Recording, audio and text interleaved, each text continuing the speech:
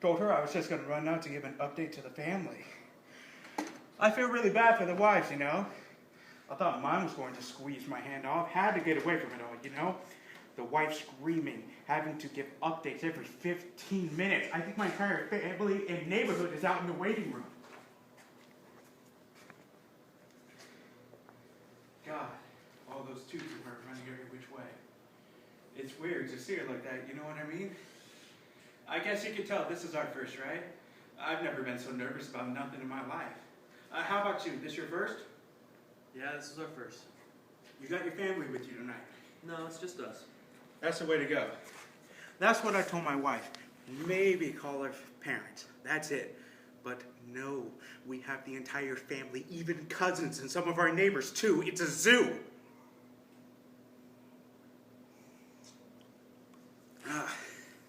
Bet you're wondering what I have this for. I bought it a couple months ago from one of the vendors down at Central Station. I wanted to be the first one to give her a present. We're having a little girl. I found out through the ultrasounds. Did you know what you were going to have? Yeah, we knew. A little girl. Wow, you too. Congratulations. I was thrilled when I heard it was a girl. My family thought I'd be disappointed thinking I'd want a son first, but man, a little girl. I can't wait till she starts asking me for new dresses and ballet lessons. And if my wife has her way, it'll be right away. Right. We got the room all done up in pink.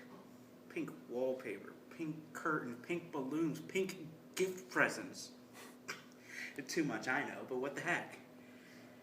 Anyway, it's stupid, I know, giving a present, but I don't know. You want to give them so much. That's what I realized when I saw this. I want to give her everything.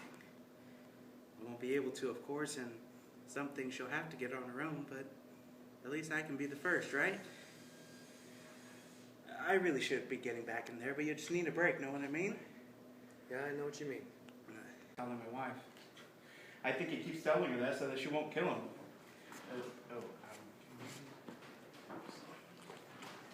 You sure you're okay?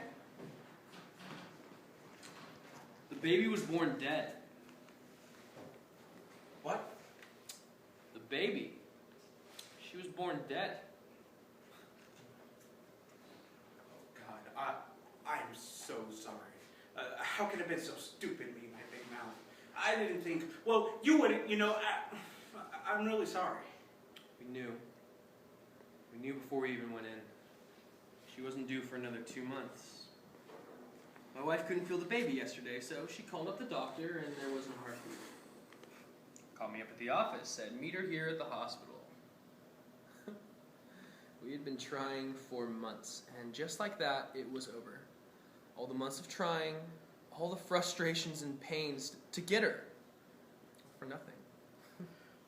I'm really sorry, but you can try again, right? You'll have another. Try again? No, we couldn't go through all this again. No, it's not just the disappointment, it's the pills. It's the needles. It's the overwhelming hope. Please, this time, please, let this time work. God! I'm such a coward. I'm such a coward. My wife just had her and I couldn't even stay in the room. I had to leave. Wait. You left her in there with your baby. You gotta go back in there. What the hell do you know, huh? You're probably gonna have a perfect baby. Bet you guys weren't even trying. Hey!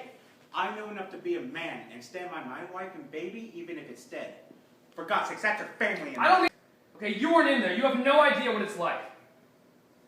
You're going to go into that room, and your wife's going to push out your perfect baby.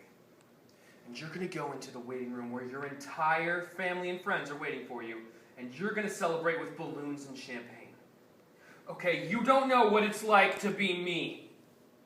You come in here talking about family and that goddamn stuffed animal. Think about what it would be like knowing you're taking your little girl to the morgue next for an autopsy, and then you can lecture me on being a man.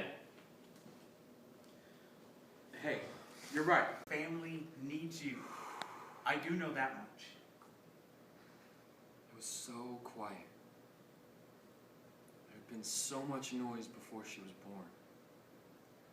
Telling my wife to push and me coaching her. And the nurses talking to each other and the monitors.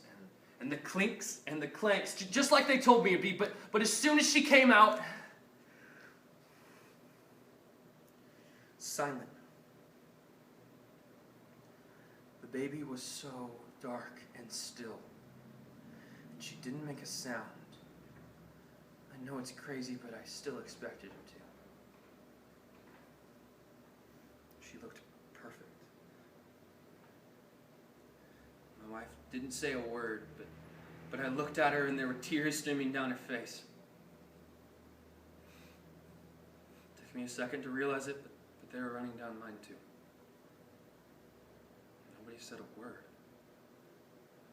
Just the sounds of the clinks and the clanks. They wiped her off and they wrapped her in a blanket. And the nurse asked my wife if she wanted to hold her. Did she?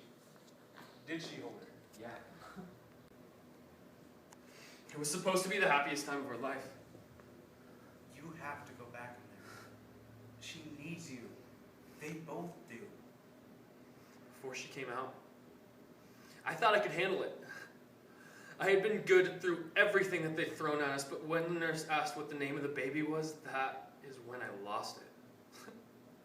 I couldn't take it anymore. I had completely forgotten about giving her a name. That's when it became real. We lost our child. What did you name her? Julie. It's a real pretty name. We came up with it a few months ago. Back when we didn't know what the sex of the baby was, we were still trying to decide names for both. The boy's name we couldn't decide on, but a girl's name we knew for sure. Julia. Hey, your wife hasn't had her baby yet, right? No, not yet. Have you come up with a name? Yeah. We're going to call her Anna, after my wife's mother. When she comes out, you hold on to her tight, okay? You hold on to them both real, real tight. You can't go back in there.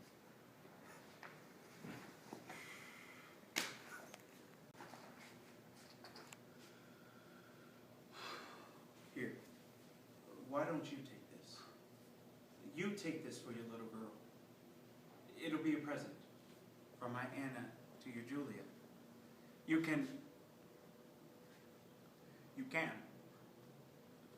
Julia can take it with her. I'm gonna just leave it here. Okay?